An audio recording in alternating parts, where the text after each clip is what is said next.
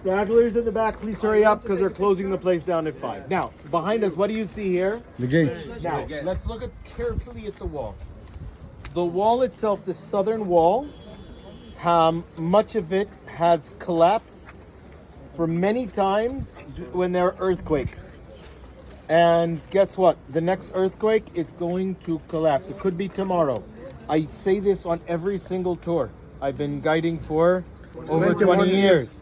So one day, the next day there was a tour guide that said, "You're a prophet." That's, I guess, how prophecy works. Because they're like, "You said there was going to be." They called me up. They were frantic.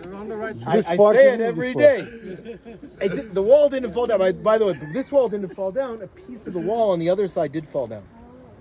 And that is why they had to redo things on the... Anyway, but that was crazy. Anyway, there will be another earthquake, by the way. Okay, we expect an earthquake in this region every 150 years. The last really big one was 1837. So, yeah, so we're a little bit late. It's time. It's time. So get ready. So anytime you see a really ugly building, what should you say? I hope nobody's going to be inside. Okay, next. Okay, so let's look over here.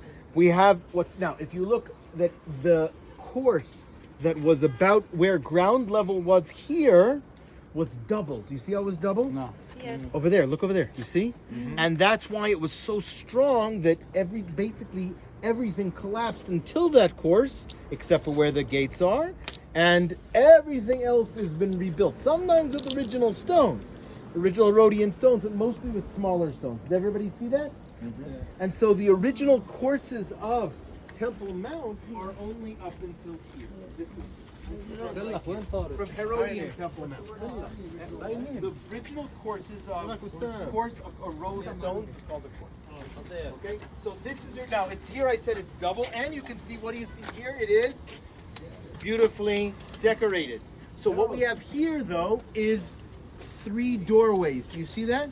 Yeah. Which were probably squared off on top, because that's the way they were described in the rabbinic sources and in Josephus, right here. Okay, and these are all smaller stones that fill up in between.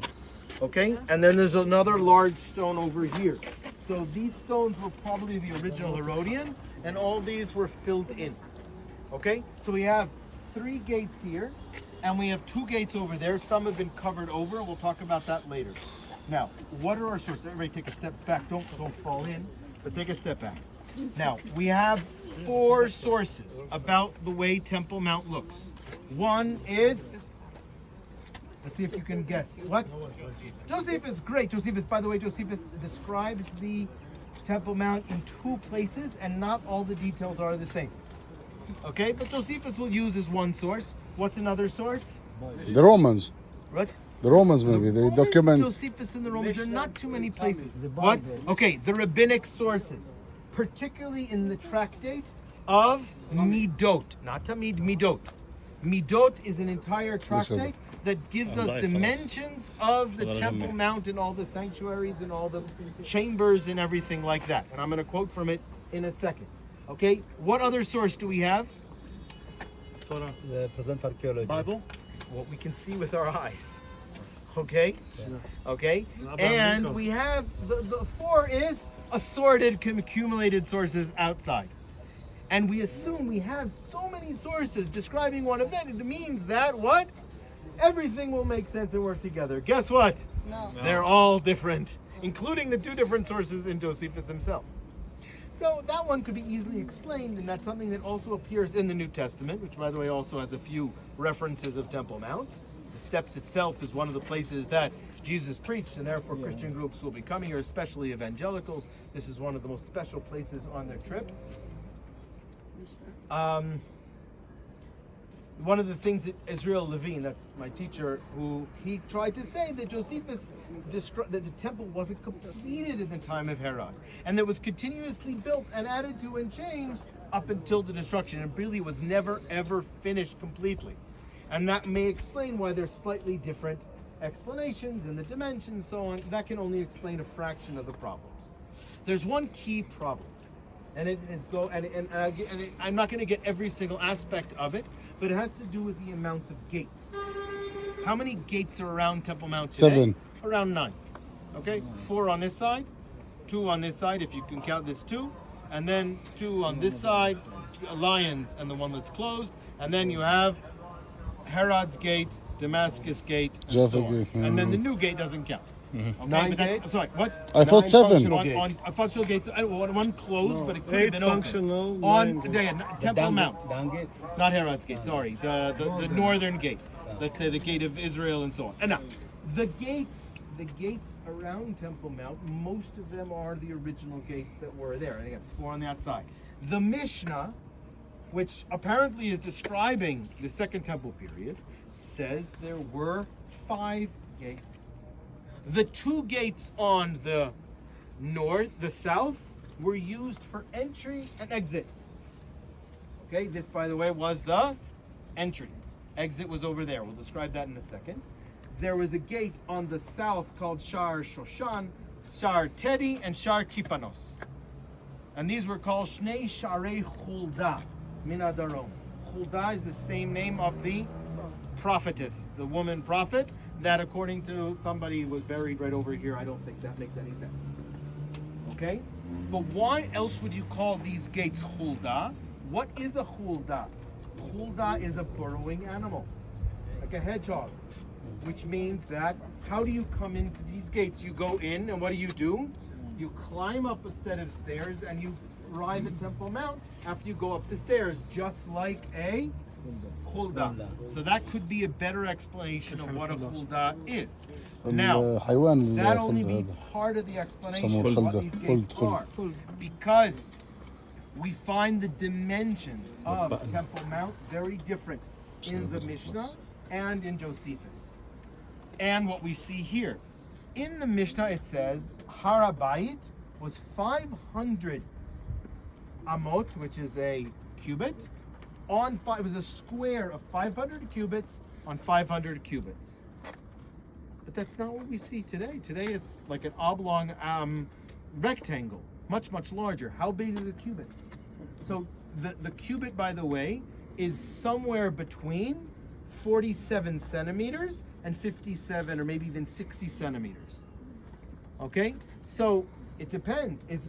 Where do we measure it from and which cubit do you use? Now, it can be very confusing, and at 4:42 at the end of the day, I'm not going to go into all the details. What I will tell you, though, is that we do have a square. We'll call it the Rittmeyer square. Remember I mentioned Lean Rittmeyer? And that is a square that surrounds the Temple Mount of today. Of where most assume that the Dome of the Rock is where the temple stood. Some of us think the actual rock is not the place of the sanctuary, but rather the place of the altar. Again, I don't have time. Oren will expand on this in the classroom. It's way too complicated for now, but that's one of the theories that makes a little bit more sense. I'll just say that if you use the dimensions based on this, if you put the temple on the Holy of Holies where the rock is, the temple is really too far to the east. It's just in a very obscure and a uncomfortable location. If it's a place of the altar, it makes a lot more sense, but it could be either way. I'm not making any decisions on where it was. Okay, nobody really cares what I think either, meaning it was where it was. Now, one of the ways to harmonize the sources is to say the Mishnah does not necessarily represent the reality at the time of Herod or the destruction. Rather, the Mishnah may include or be predominantly giving over information that relates to which temple? The Hasmonean temple. And maybe they saw the additions that were made in the time of Herod, even though they're important and they're special and they might have been beautiful, they may not have been sanctified. They may not have been holy. And if they were not deemed holy, they may not be deemed worthy of the descriptions in this ideal law book. Okay? And therefore, the 5 gates described were the gates in the Hasmonean edition. Herod, as you learned or will learn, expanded on Temple Mount in 3 directions. The western side, the northern side, the southern side, the eastern side more or less stayed the same. So if you walk along the southern side, the western side, you walk along the eastern side. You walk along the eastern side. Some of those stones could be Nehemiah and could be First Temple. Okay, but these stones were all expanded upon at the time of Herod, which means that the original Huldah gates could be the gates that are about 5, 6, 7 meters Above. further in. No, further in. Which there were. Okay? Closer. Now, I'm really sorry I didn't bring any of my pictures, but Did we find a lintel in there? Lintel that says Yes. Huldah, they show Huldah? no, we didn't find a lintel that says Huldah. We did find other inscriptions. Okay, there are So 3 that's or one 4 reason that other clarifies. inscriptions that we found. One inscription that was found is in Greek, and it says non-Jews do not pass beyond this point. And we found 2 pieces of them, which were inside in the sanctuary, and that was the area that the non-Jews could only come up to. Another one is a dedicatory plaque from the Jewish community of Rhodes. By the way, Rhodes is burning down right now. Yes, they're evacuating the entire island.